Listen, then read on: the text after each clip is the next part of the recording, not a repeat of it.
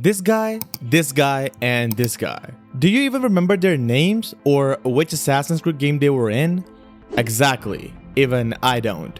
They're just that forgettable. Maybe it was lack of screen time, maybe it was poor writing, but somehow these characters were supposed to leave a major impact. While one of them literally altered the course of the world while some completely failed to do so. So I went ahead and tracked down some of the most forgettable targets in Assassin's Creed history, the ones we all completely forgot about. And hopefully after this video, you won't forget them ever again.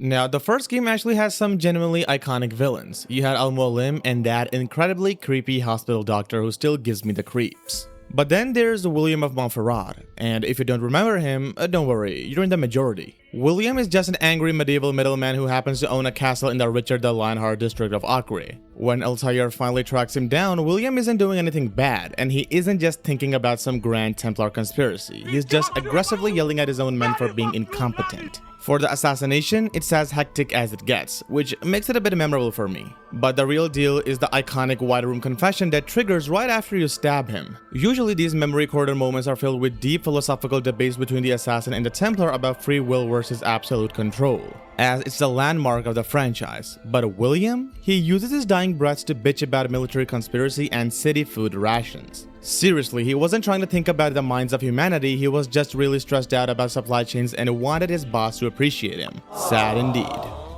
When we talk about AC2, it's a masterpiece for sure, but man, that Pazzi conspiracy is just dragged out a lot. Everyone remembers Vieri and Francesco de Pazzi. They're arrogant, loud, and stabbing them is incredibly satisfying. But after they're out of the picture, Ezio is sent to the Tuscan countryside to do cleanup on the B-tier villains. And we're left with Stefano. Exactly. Stefano is literally just a monk hiding in an abbey, and that's his whole deal. Because after all the intense assassinations in Florence, hunting this guy just feels like busy work. There's no massive fortress to break into, no epic parkour sequence, and you just toss some coins or blend in with the crowd and assassinate him. And when you get to his death speech, Stefano drops his supposedly shocking revelation that he doesn't actually believe in God. I guess that was meant to be some dark, edgy Templar twist. But it just falls totally flat as he's not a mastermind or a fighter. He's literally just a guy standing in a garden acting as a mandatory speed bump before the plot can actually get good again. If I said the name Cesare Borgia, you instantly picture the screaming and the sheer villain energy. He's unforgettable for sure. But if I say Octavian, you will probably be blank. And if you do remember him, it's almost certainly because of his haircut. The man was just cosplaying Lord Farquaad from Shrek. Octavian is a high-ranking French general acting as Cesare's heavy hitter in Rome. But instead of being a genius or a warlord, he spends his entire screen time whining about how nobody respects him. His entire plot revolves around him picking a fight with Bartolomeo, who is arguably the loudest and most aggressive macho ally Ezio has, and also kidnapping his wife. The funny thing is that the mission leading up to his death is actually pretty great. You and Bartolomeo's mercenaries steal French armor, put on disguises, and infiltrate his military camp. But Octavian himself is just a massive letdown. When you finally corner him, he's just holding the woman hostage, literally complaining about how the Italians are mean to him and don't take him seriously. Even the woman herself is roasting him while he holds a knife to her. And it's your choice, you can shoot him or drop down and stab him. But he's a forgettable villain nonetheless. Let's talk about a guy who actually had the potential to be a top-tier unforgettable villain, but got completely wasted by the game. Vali Cheltradat. If you're asking who, that pretty much proves my point. On paper, Vali is incredible. His backstory is that he was a noble and highly skilled assassin, but he betrayed the Brotherhood and joined the Templars because the assassins made peace with the Ottoman Empire, the exact same empire that conquered his homeland. A disillusioned assassin with a justified personal grudge against the Brotherhood? That sounds like an amazing setup for a main rival, as you could have had incredible clashes with this guy, but instead, Revelations completely sidelines him as Vali isn't a main story boss. He's neglected to the Assassin Guild side missions where he spends his screen time running around Constantinople harassing your low-level apprentices. And when you finally get the specific mission to take him out, there's no epic showdown or deep White Room confession. You basically just chase him across a few rooftops, and because this is the game where your assassin recruits are unbelievably overpowered, there's a 99% chance you didn't even kill him yourself. You probably just logged onto him, pressed a button, and watched 3 of your apprentices drop out of the sky to instantly delete him from existence. He had one of the coolest backstories in the entire game, and yet was reduced to a glorified training dummy. Moving into the Americas era with Assassin's Creed 3, let's be honest, the absolute best thing AC3 brought to the franchise was naval combat. It was a total game changer, and naturally the developers gave you a whole series of optional naval side quests where Connor captains the Aquila to hunt down a renegade Templar admiral. And that admiral is Nicholas Biddle. And here's the ultimate tragedy of Biddle. The mission where you assassinate him is an absolute masterpiece, but Biddle himself is about as interesting as a wet plank of wood. You chase his ship, the Randolph, through the ocean and board it. It is absolute peak naval fantasy, and it basically acts as a glorious tech demo for Black Flag. But the guy which you're actually fighting is just a snobby officer who talks a big game about freedom while secretly taking Templar payouts. During the duel, he has zero memorable dialogue, and his White Room confession is basically just him asking Connor to let his ship sink with him. You don't remember Nicholas Biddle, you just remember how awesome it felt to blow up his boat. This game gave us some of the most legendary charismatic characters in the entire franchise, like Blackbeard, Mary Read, and hunting down the terrifying Bartholomew Roberts. And then there's John Cochran. If you're staring at the screen trying to picture his face, save your energy because he is an absolute definition of a forgettable villain. He's a former pirate who sold out to the Templars and spends his limited screen time acting as a glorified errand boy for the traitors Benjamin Hornigold. But the worst part about John Cochran is the reason he cements his place on this list is that he doesn't even get his own solo assassination. He actually has to share his death with someone else. Cochran is part of a buy one get one free offer where he dies alongside another equally forgettable guy named Josiah Burgess. Edward tracks both of them down to a muddy jungle camp in Principe, and there's no epic naval battle or a thrilling sword duel fight. You literally just hide in a patch of tall grass, wait for the two of them to walk next to each other, and then assassinate. They both drop into the mud, you grab their stuff, and you're back on the jackdaw before you even bother to learn which one was John and which one was Josiah. This is when you know you've peaked in the worst possible way.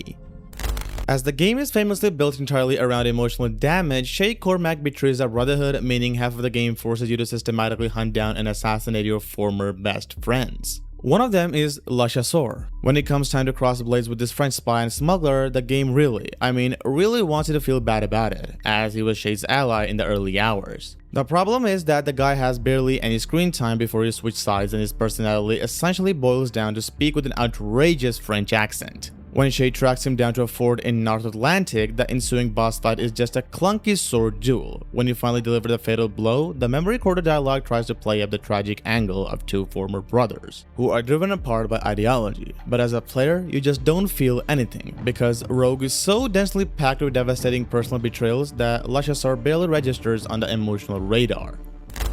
Say what you want about its controversial launch, but Unity undeniably nailed the black box assassination missions. The level design is spectacular, and the actual targets inside those levels, well, they're not so much. Frederic Rouy. If you're scratching your head trying to remember who that is, you are definitely not alone. In a story that gives us the deeply ideological mastermind Germain and the absolute heartbreak of fighting your own mentor Pierre Belec, Rouy is just a guy.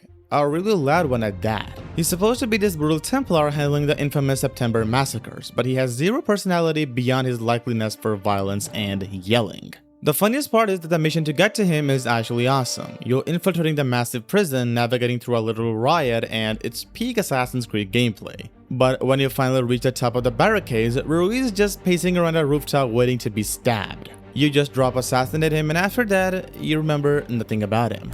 Syndicate had some genuinely memorable villains. Starrick felt intimidating every time he appeared on screen, and Roth was so chaotic and unpredictable that he instantly stood out from the rest of the cast. But his inner circle, well, most of them were forgettable anyways, and honestly, no character represents that problem more than Philip Twopenny. Even his name sounds like a parody. Twopenny is the corrupt governor of the Bank of England, and the game never really tries to make him feel deeper than that. He's not morally conflicted, he's not secretly sympathetic, and he doesn't even have some twisted greater good philosophy like a lot of good Assassin's Creed villains have. He's just straight up greedy. That's basically his entire personality. He likes money, exploits poor people, and acts exactly how you expect an evil banker in a Victorian setting to act. And that's what makes him so forgettable. Which is a shame, because the mission built around him is honestly fantastic. The Bank of England assassination is easily one of the coolest sequences in the game, and the atmosphere does all the heavy lifting. But then you finally reach a target, and it's just this old man casually inspecting paintings in a vault. That's the payoff. You assassinate him, trigger the memory corridor, and instead of getting some emotionally powerful moment or insight into his character, he basically just rambles about greed and wealth being necessary for progress. And the moment ends as quickly as it starts. You just leave the bank thinking, yeah, that guy sucked, and by the time the mission is over, you've already forgotten him. Bayek's revenge tour across the desert is widely considered one of the most raw and emotional journeys in the entire series. Hunting down the masked members of the Order of the Ancients usually feels incredibly personal and epic. But then we have Hetepi, also known as the Lizard. Now, the build-up to this assassination is actually phenomenal. The Lizard is poisoning the sacred Apis bull in Memphis, spreading a toxic plague, and Bayek ends up having this massive drug-induced hallucination where he literally fights a giant mythical snake on a boat. It is wild, cinematic, and it hypes you up for an insane boss fight. And then you wake up and have to go kill the actual guy. The catch? Hetepi is hiding in the Great Temple, surrounded by a bunch of other priests who are also wearing the exact same Anubis mask as him. You don't get a grand confrontation, you literally have to play a game of guess to figure out which identical NPC is your target. Now, how do you identify this terrifying mastermind of plague and poison? He's literally wearing a blue scarf and he has a bad cough. That's it, you just casually walk up to a guy with bronchitis in a crowded room and stab him. This makes Hetepi one of the most anticlimactic and completely forgettable targets in the RPG era. Next up is Assassin's Creed Odyssey. This was the game where the franchise went full-blown RPG, and with that came the massive Cult of Cosmos menu.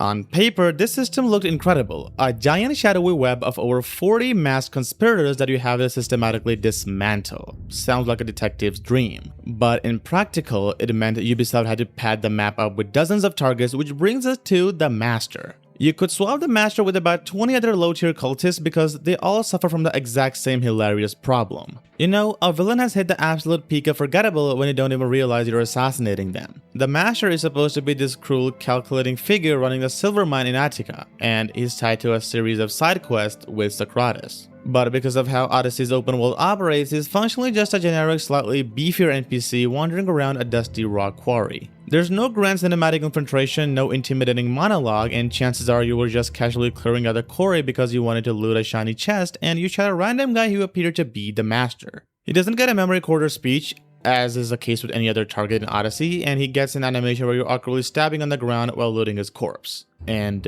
that's pretty much it. With Valhalla, Ubisoft looked at the massive bloated cultist web from Odyssey and decided, yeah, let's do this shit exactly again. But call them the Order of the Ancients. And just like Odyssey, when you force players to hunt down 45 different people, some of them are going to be painfully underwhelming. Which leads us to N-Bird, also known by his supposedly terrifying codename, the Vellum. Honestly, naming your secret society villain after a piece of medieval stationery is already a massive red flag. As Eivor, a battle-hardened Viking warrior, you spend a solid chunk of time hunting down clues across the map to figure out who's him. You expect a showdown, and you at least expect him to be heavily guarded in a massive Saxon fortress, right? You track him down to a completely abandoned logged house in the middle of Gloucester. He doesn't have an army, he doesn't even have a single bodyguard. He's literally just a guy standing alone in an empty room with doors barred from the inside. The supposed assassination consists of you climbing up the wall, crawling through a gap in the roof, and looking down at a dude who's basically just standing in his living room waiting to become a statistic. You use the hidden blade and listen to a completely forgettable memory recorder speech before ripping the Order medallion off his neck. And it's a reminder that when you make your assassination list incredibly long, some of your major targets are just going to be random introverts who forgot to log their windows. Ubisoft heavily marketed this game as a true return to the franchise's roots, ditching the massive RPG bloat for a smaller map and actual focus on stealth. And those black box missions from Unity, they mostly delivered. But a side effect of recreating the classic AC formula is that they also accidentally recreated a classic AC problem.